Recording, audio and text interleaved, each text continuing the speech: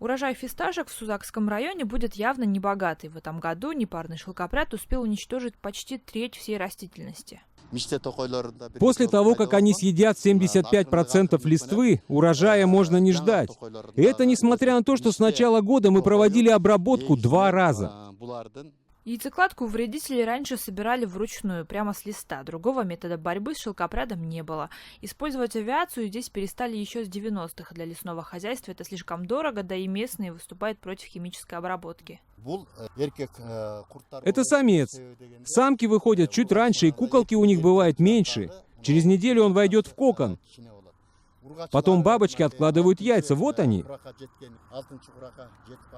В этом году бороться с непарным шелкопрядом решили по-другому. В областной станции по защите и сохранению леса специально для этого вырастили вот таких жуков. Насекомые с резким запахом, отсюда их название, красотел пахучий, как раз и питаются гусеницами шелкопряда.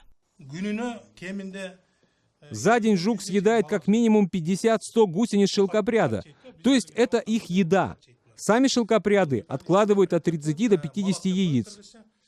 Через пару дней жуков отпустят в лес. Пока их не так много, всего несколько тысяч. Но справиться с вредителями, по мнению энтомологов, красотелы смогут.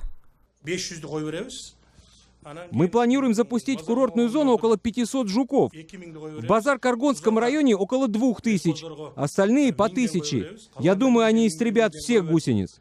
В случае, если шелкопряд будет размножаться дальше, под угрозу попадут и уникальные ореховые деревья. В реликтовых лесах Джалалабада каждый год гусеницы шелкопряда уничтожают еще сотни гектаров насаждений.